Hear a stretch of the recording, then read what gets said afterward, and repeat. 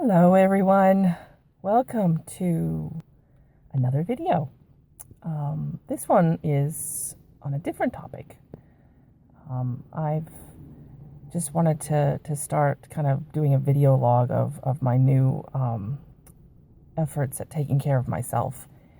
And so that's started in earnest this last week. So I'm on day 8 of this new path. I'm doing what's called Optifast, which is a meal replacement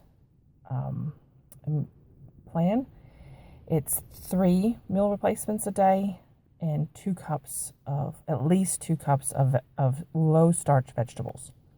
And obviously no caloric filled beverages, so you need to have water or diet things, which I stay away from diet things anyhow because I don't like the added sweeteners that are usually aspartame and so forth so much.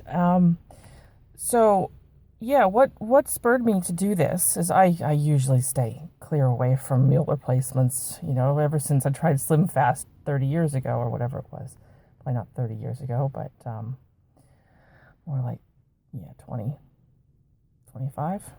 Anyhow, and I just didn't think that they were suitable. But this plan is a little different in that it's the intensive stage is complete meal replacement for 12 weeks is their encouraged time. And then you go into 3 different other stages that, if you do them correctly, will teach you how to proportion and what to eat and how to eat clean and so forth. So I like that plan to help me with that. But I'll go back to what got me thinking about it. Was not yesterday, but the week before yesterday. Yeah. So it was Sunday yesterday. Today's Monday. Anyhow, so it was the Sunday of the previous week. I decided to get on the scale after having not been on it for a few weeks, well, more like a month or so, and I had jumped by about 3 kilos, if not more, nearly 4 kilos. If you want to know what that is in pounds, you take that times 2.2. And that, because I had been diagnosed diabetes this year, I'd already lost some weight. I had been 157 kilos late last year, and by the time I was diagnosed with the diabetes in July, I had been about 143. So I hover, it's never the same, it's up and down, up and down. When you're as obese as I am, I weigh, I'm 5'11" in height. That's 180 centimeters. So I'm quite tall, so I can carry a bit of weight. But I'm definitely morbidly obese, and I have not only the diabetes, which is diagnosed this year, but I also have sleep apnea, which was diagnosed in 2011, but I've been assured that I've had it since I was in my late teens, possibly. And I also have had high blood pressure since probably about then. And so that's 3 comorbidities with morbid obesity. And so something has to be done. So that's why on Sunday morning, I thought, whoa, I need to do something now. And Optifast just popped in my head because a friend of mine mentioned her husband was on it again, and he was diabetic, and I thought, I need to look into this. So I sometimes just make really quick decisions. I just know that's the right thing to do, and I go with it. So I looked at it quite briefly, and then we were going into Hobart, which is an hour and a half away, and where I'd find a chemist with this on their shelves. And I looked at it when I got there, and I was like, yep, I think I can do this. I did the calculations. That's about how much money I spend on food for myself every 2 weeks.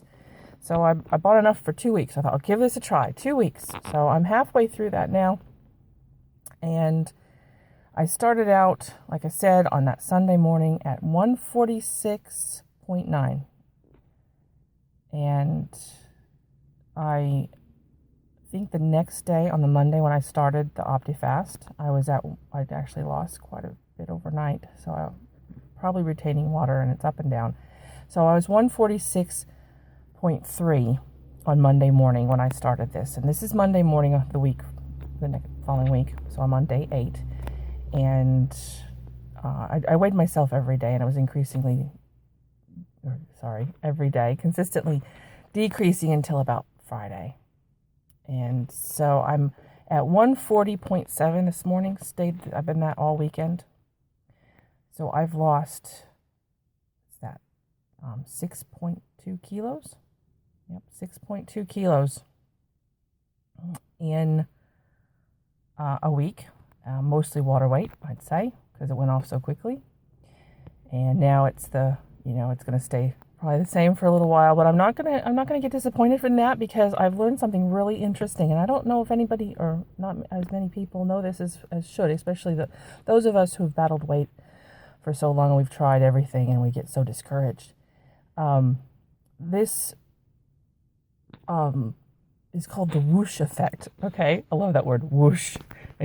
So what happens is when you burn fat, your body puts water in that place where that fat cell is to hold its space.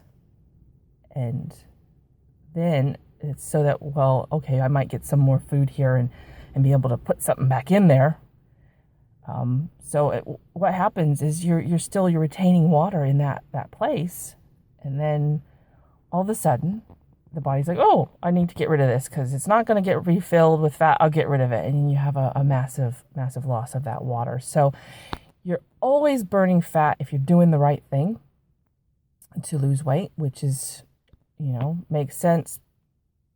Lower your caloric intake, exercise, bring up your caloric use, burning, and you're going to lose fat, But there's those times when you're just staying the same.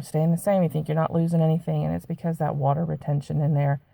So, and then all of a sudden it'll go away, and then you'll start over again probably, and you'll have another moment of holding it in. So yeah, I'm looking forward to being consistent on this. So, like I said, it's 3 meal replacements a day, which is pretty intense. But what I'm finding is really good for me is I have a lot on my plate. I care for a disabled husband, a son with autism, and I have a daughter. And they all have special, needs to be met. And so just having something easy for me to eat is really helping. I'm finding that I'm not so stressed out at meal times trying to feed my family. I know that when I'm out and about, I have been lately because I haven't, I'm not very prepared ahead of time. I end up getting a meat pie and just eating that. And thankfully that doesn't put my blood sugar up because the carbs are just right under the level that I can handle. But it's not healthy for me. So I'm really happy that I can just get out, take a shake and take it with me and do that on the run, when I'm out and about. And then in the morning, I oftentimes just don't have time to make my breakfast. I was making a low carb breakfast every morning, with vegetables and some eggs, frying that up and eating that. And whilst it was keeping my blood sugar in a good place, I couldn't do it every day. And you need to eat. When you have diabetes, you need to eat in the morning. Really important to get something to eat right away. So yeah, this is day 8, and I'm looking forward to the next week and seeing how I go. When I was talking about the whoosh effect, oftentimes what will actually trigger your body getting rid of the water is having a cheat meal. That isn't necessarily something that is recommended on Optifast. But I've decided that I won't necessarily have regular cheat meals, but I will plan when there's something special going on and just to plan around that so that I can actually participate and not feel like I'm left out of everything.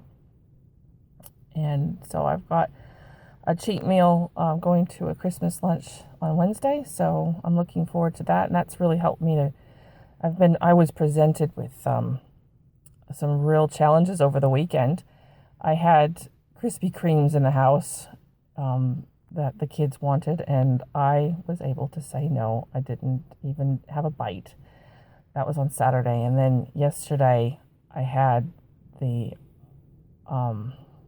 I had a Tupperware party, and there was snackies there, and I was able to resist those too, even though I prepared them and I bought them.